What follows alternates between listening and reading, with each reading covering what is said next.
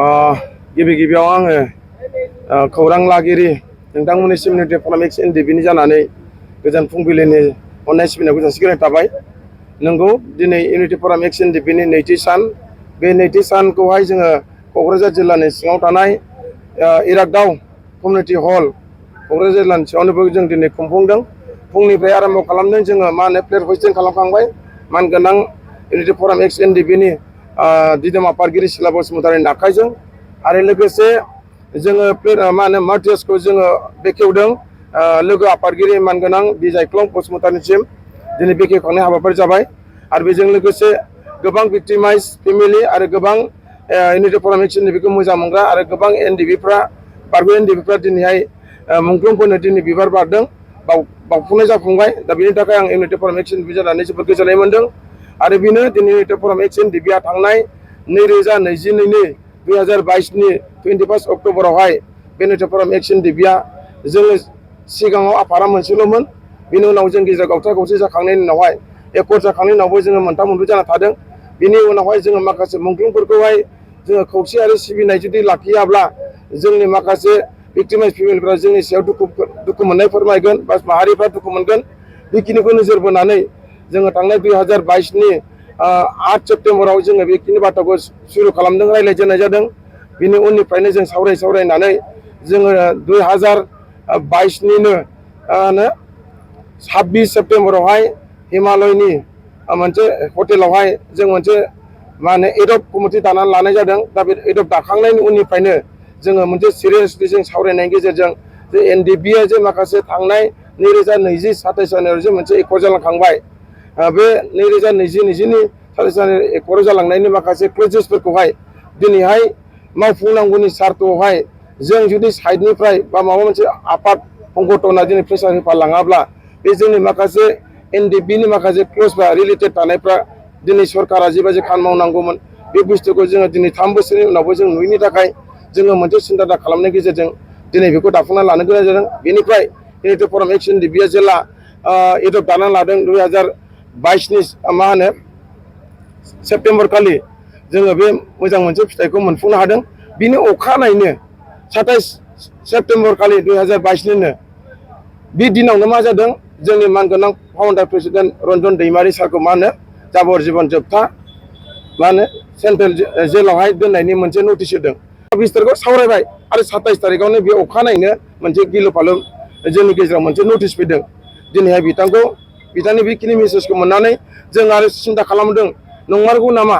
सोरखाराव थानाय माखासे दैदेनगिरिफ्रा, सोरखाराव थानाय माखासे सिगनेटरिफ्रा दिनै बिथांमोना मानगोनां प्रेसिडेन्ट रन्जन दैमारिनि सारनि सायाव आरो माखासे सिबिआइआव थानाय केसफोरनि सायाव 56 नियाय केसनि आरो माखासे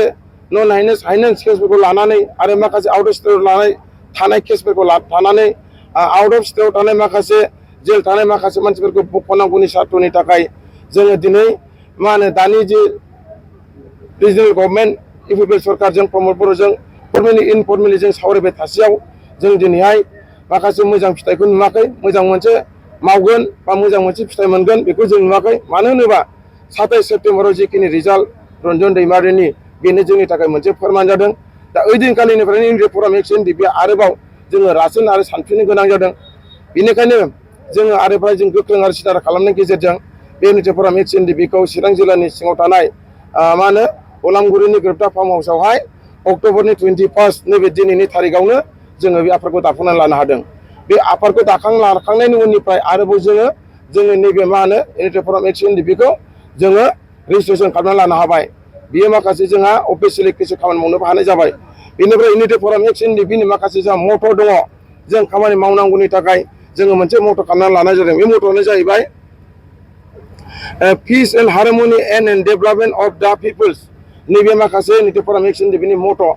जोंनि बर' माहारिनि गेजेराव बा जोंनि बिटिसिनि सिङाव बा आउट अफ बिटिआरनि बाहेरायाव जेसेबांनाखि बर' माहारिनि बिफर आफर माखासे ससियेल एक्टिभिटिस खामानि सायावहाय जुदि माबा मोनसे प्रब्लेम जायोब्ला बेवहाय इउनिटि फराम एक्स एनडिपिआ अरायसम अलखद समाव जों बाहागो लाफागोन। दिनै बेखिनि थांखिखौ जों दिनै बेवहाय जों सोसनना लानाय जादों बे मट'आव। बेनिखायनो दिनै बेखिनिखौ लानानै इउनिटि फराम एक्स एनडिपिआ दिनैहाय जोङो 2 बोसोर जाबाय। बे 2 बोसोराव जोङो निजा निट फरम एक्शन दिबिया दिनैहाय जोङो दिल्लीयावबो जों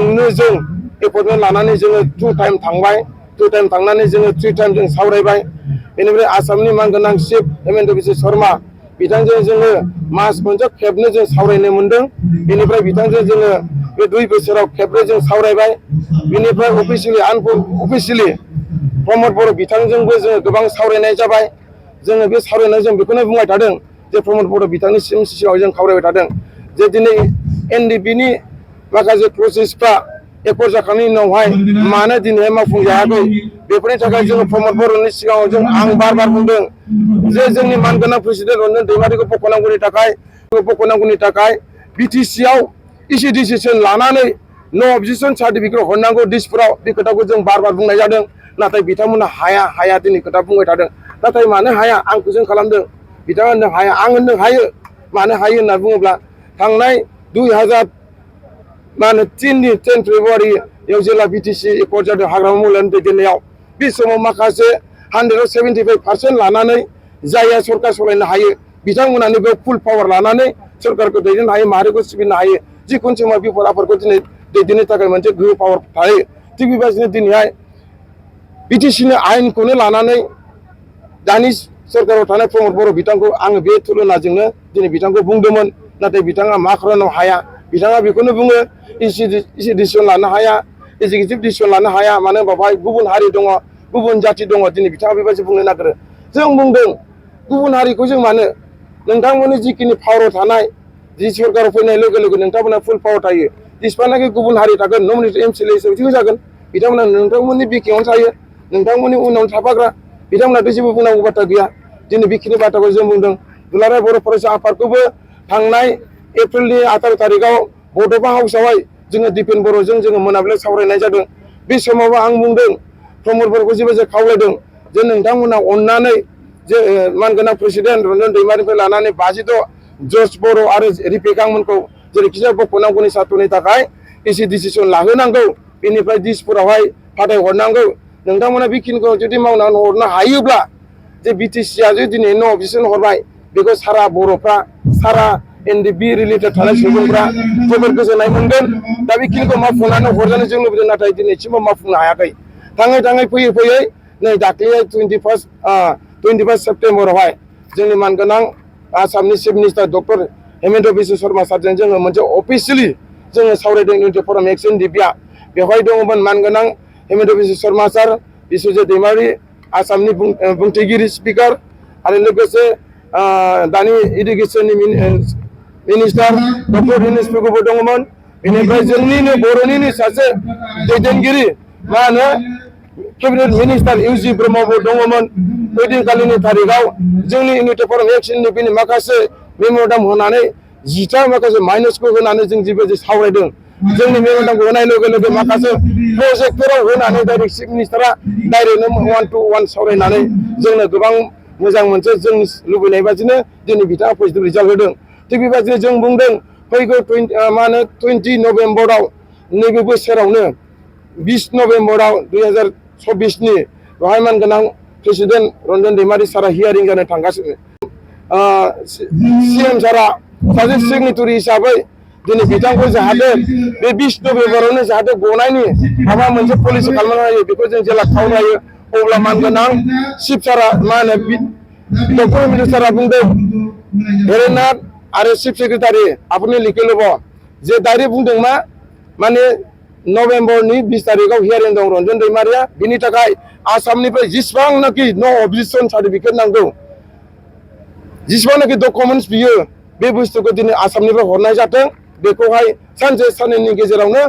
फुरा क्लियार खालामना लाखानांगौ होननानै दिनै जोंनो बेखिनि मेसेजखौ दिनै बिथाङा होदों ओइदिनखालि जोङो जोबोद गोजोननाय मोनदों मालालाबो जोङो केप्टेनखौ सावरायदोंब्लाबो जों बेबायदि मेसेजखौ मोननो हायाखैमोन ओइदिनखालिनि तारिखआव जोङो जोबोद गोजोननाय मोनदों मानगोनां हेमन्त बिश्व शर्मा सारनिसिम बेनिखायनो इउनिटि फरम एक्शन दिबिया धन्यबाद होगोन दिनैसिमबो आरो इयुनाव होलांबाय थागोन आरो बेजों लोगोसे मा होनो 52 न्याय केसाव थानाय बे बिथांमोनखौबो जेरैखिजाया बख'नांगौनि थाखाय जों खावलायनाय लोगो लोगो बिथाङा होनदों फ्रायानो 12-13 बोसोर जाबाय बिथांमोना दिनै उदां जानायनि मोनसे परिबेस फैबाय नंगौ एनडिबिआव थानानै सिलाय लानानै नांफुनाय समाव सिलाय लाग्रा सिलाय लाखागोन गावखागोन सिलाय लानानै आन्दलन खालामग्राफ्रा नोंगौ बमबो होगोन बमबो बेरहोगोन गावगोनबो बुथारगोनबो बे स्वाभाबिकखा नाथाय बेफोरो आखाइ हाथर लानानै नांग्राफोरनि थाखाय बे मोनसे मा होनो बेखौ नेचारेल बायदि बुंनाय साननानै लाजायो थिग बेनिखायनो दिनै बेफोरो जेबो नङा जेसेबांनाखि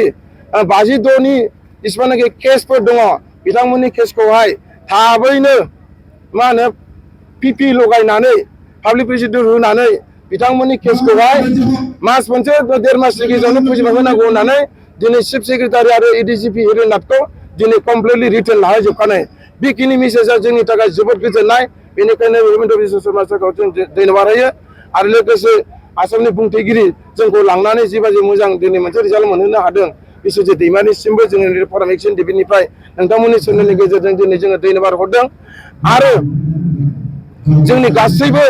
ओइदिनखालिनि 10टा माइनसखौ लानानै जेब्ला जों सावरायो बेवहाय दिनै भुटाननिफ्राय लानानै थांनाय सेप्तेम्बर 20 तारिखआव जिबायदि दिनै 6 जन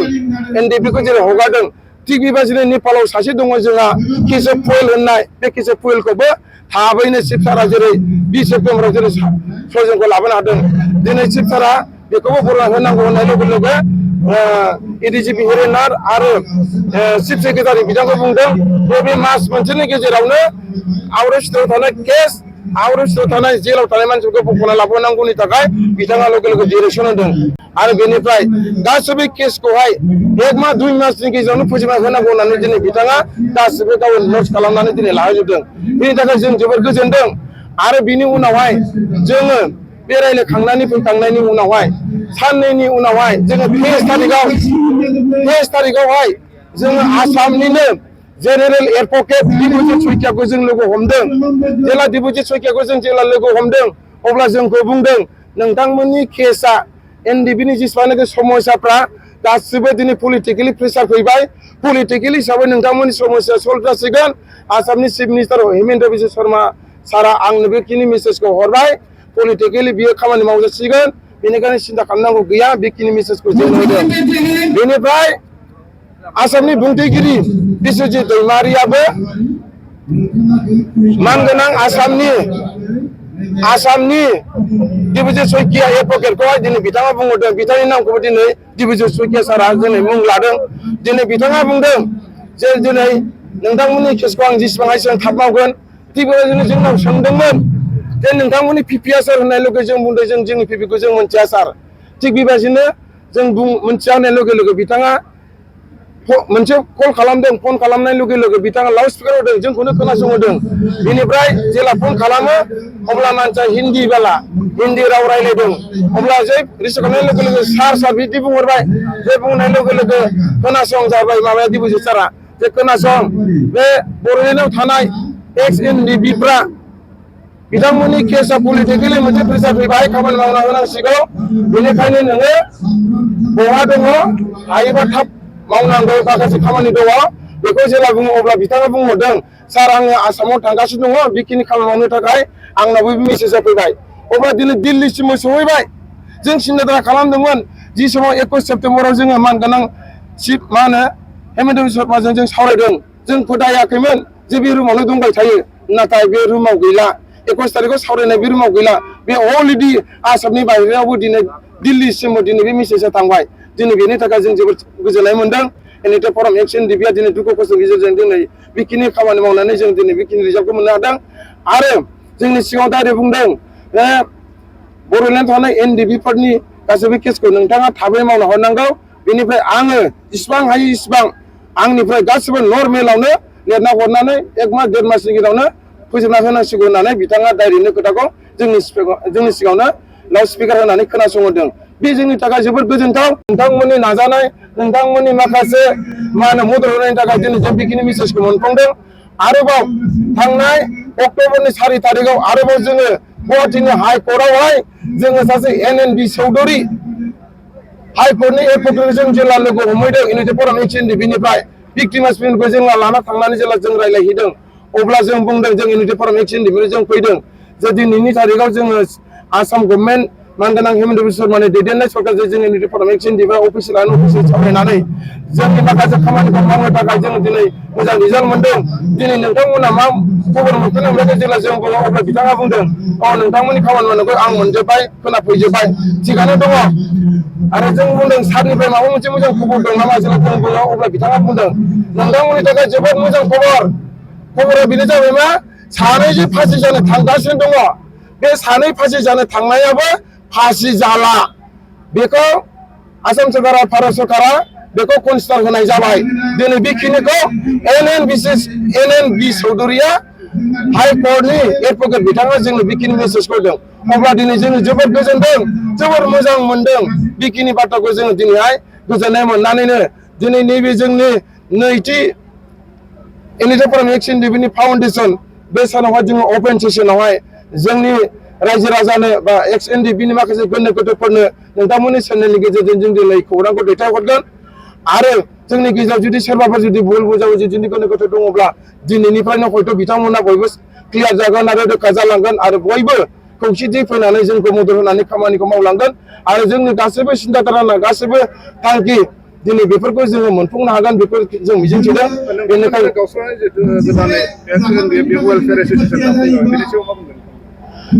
नंगौ थांनाय अक्ट'बरनि 15 तारिखआवहाय मोनसे गोदान आफाद दादों बे जोंनि NDBआनोमोन XNDBआनोमोन नाथाय जों बुजिनो मोनाखै जों दिनै सिन्था खालामदों दिनै माब्रैहाय आरोबाव XNDB वेलफेयार एसोसिएशनखौ मा खालामनो थाखाय दादों आरो मा मावहैगोन बिथांमोननि थांखिया मा बिथांमोननि उद्देश्यआ मा जों बेखौ मिथिया नाथाय जाय बिथांमोना बे मा होनो XNDB वेलफेयार एसोसिएशनखौ दादों बिथांमोना कमप्लिटलि गासैबो दानि इउपिपिएल सरकारनि सोद्रोमा गोजाखा जाय बिथांखौ प्रेसिडेन्ट खालामदों दिनै बिथाङाथ' केन्डिडेटमोन जेनदों TLCCनि चेयारमेन आरो बिथांमोनजों जिखिनि प्रकाशआव नुजादों सावगारियाव नुजादों कमप्लिटलि दिनै बिथांमोना गासिबो सरकारनि मानसि जोबखा दा बे सरकारनि मानसिखा हिसाबै निति फरामनि जिखिनि प्रेसार होनाय खामानि मावनांगौब्ला जों जेबायदि मावबोदों बिथांमोना मावनो हानो हाया बेसो मोनसे कुइसन आंनि सोंथिया बेनिफ्राय आंहा XNDB वेलफेयार एसोसिएशननि सायावहाय मानि थाखाय दादों आरो मा मावलांगोन बेनि सायाव आंहा जेबो बुंनांगौ जेबो बाथ्रा गैया दा बेनिखायनो नोंथांमोननि सिगाङाव आं बेखौनो बुंलांदों जुदि मोजां मावलाङोब्ला माहारिया बिथांमोनखौ बोजबना लागोन जुदि माहारिया जुदि मोजां मावलाङा जि बोसोराव 4 बोसोर जाखाबाय बिथांमोनानो सरकार सलायदों 4 बोसोराव जेबो नुखायाखैब्ला बिथांमोनखौ सोर बोजबगोन सोर सापर्ट खालामगोन देखा देखि नुखानाय क्लियारखा दा बे बेलायावहाय मावलाङा मा आवगायलांनो हाया जाबावगोन जेबो बुंनांगौ गैया खिन्थु दिनै निति फराम XNDB आवगायनो हाबाय सौहैबाय आरो जों कयदिनसोनि उनावनो नैबे लास्ट अक्ट'बरनि लास्ट उइकआवनो जों आरोबाव जोङो सोनाबहा थांबावगोन दिल्लीयाव थांबावगोन जोंहा मोनसे एपइन्टमेन्ट जाखाबाय जों बेनि थाखाय जों थांनो रेडि जानानै दङ दा बेखिनि निति फरामनिफ्राय बेखौनो जों खावलायदों आरो बिथांमोननि जे गोदानै दानाय बे दानायनि सायाव आंहा जेबो गोदान कमेन्ट होनांगौ जेबो गैया बिथांमोना मा मावा बिथांमोननि खोथा सिडली चिरां हिसाबै नंगौ 13 नभेम्बरावहाय मा होनो बाइ इलेक्सन जागोन दा बे बाइ इलेक्सनाव निति फराम XNDBनिफ्राय जोङो कमप्लिटलि जोङो मा होनो निउट्रेलाव थानानै जों खामानि मावनो नाजादों खिन्थु जों जाय मानसिखौ दिनैहाय मा होनो मदद मोनदों बा सापर्ट होबाय थादों बिथांमोनजों जोङो मोजां गाज्रि जों रायलायगोन दा बर्तमान निति फराम XNDBनिफ्राय चिरां जिल्लानि सिडली बियाबनि जिहेतु बाइ इलेक्सन जानो गोनां बे इलेक्सनावहाय निति फराम XNDB हिसाबै जोङो नर्मेलाव थागोन बेखिनिखौ नोंथांमोन सोलोंदों खावलायबाय 2025नि जिहेतु BTC इलेक्सन बेयाव उदाङै नोंथांमोना बाहागो लागोन फैगौ 2025 बोसोरावहाय निति फराम XNDBआ सम आरो थासारिखौ नोजोर बोनानै जोङो खामानिखौ मावलांनो नाजागोन खारना जाबाय मा जोंनि निति फराम XNDB बा थांनाय 2027 जानुवारिनि माखासे क्ल'जफ्राव लिरजानाय NDBनि माखासे क्ल'जफ्रा गासैबो पलिटिकेलजों रिलेटेड गोजा पलिटिकेलजों सोमोन्दो गोनां गोजा दा बे खेथ्रआवहाय सोरबा सुबुंफ्रा सोरबा रायजो राजाफ्रा जुदि लुबैयोब्ला खावलायोब्ला आरो जाय सरकारा जोंखौहाय जोंनि समस्याखौ मावनो थाखाय जुदि मदद होलाङोब्ला गावनि धोरोमा समाज थासारिखौ नोजोर बोनानै जोङो आवगायलांगोन। दा बे खेथ्रआवहाय 2025 जे बिटिसि इलेक्सन जागोन बे बेलायाव जोङो डिसकासन जाथ'वाखै। अब्लाबो जोंहा जोंनि मावनांगौ खामानिया गासैबो पलिटिकेलि रिलेटेड थानाय हिसाबै जोङो बेखौबो एसे सिन्था खालामदों, खिन्थु दा क्लियार नङा। दा बेनिखायनो नोंथांमोन सोंनाय बायदि आं दिनै बेखिनि मेसेजखौ होनाय जाबाय। Thank you. गोजोनथाव खौरां। टिभिएसनि गारि लानो गोसो गुदुं जानाय सुबुंफोरनि थाखाय मोनसे गोजोनथाव खौरां। चिरां जिल्ला बिजनीनि बागुरुम्बा टिभिएस गारि श'रुमा नोंथांमोननि थाखाय दुर्गा फुजानि धामाका अफार लानानै फैदों। बाइक आरो स्कुटि गारि सालायनो मोजां मोनग्रा रायजो राजाफोरनि थाखाय बागुरुम्बा टिभिएस गारि श'रुमा धामाका अफार होना नोंथांमोननि गेजेराव मोनसे मोजां खाबु होगासिनो दं। बिजनी स्टेट बेंकनि साखाथिनि CRPF केम्पनि उल्था सोनाब फारसे थानाय बागुरुम्बा टिभिएस श'रुमाव डाउन पेमेन्ट होनानै नोंथाङा टिभिएसनि गारि लानो हागोन। नोंथांमोना बागुरुम्बा टिभिएस श'रुमाव फैनानै नोंथांनि लुबैनाय बायदि टिभिएसनि गारिखौ लांफैनो हागोन। टिभिएसनि गारि सालायनो मोजां मोनग्रा रायजो राजाफोरनि थाखाय बागुरुम्बा टिभिएस श'रुमा बेनि अनगायैबो गोबां मोजां अफार लाबोदों। बेफोर अफारफ्रानो जाबाय जेरै गंनै हेलमेट फ्रि, फुल टिंकि पेट्रल फ्रि एसर गिफ्ट आरो टिभिएस कम्पानिनि गासैबो मडेलनि एक्सचेन्जनि खाबुआ एभेलेबल जागोन। आरोबाव गुबुन मोनसे मोजां खाबुआ जादों फाइनान्स लागिरिफ्रा डाउन पेमेन्ट होनानै खम बेसेनाव टिभिएस कम्पानिनि गारिखौ लानो हागोन। लोगोसे आबुङै मिन्थिनो आरो बुकिं खालामनो थाखाय 7002132259 एबा 8638131734 जानबुं नम्बराव कल खालामना खौरां लानो हागोन।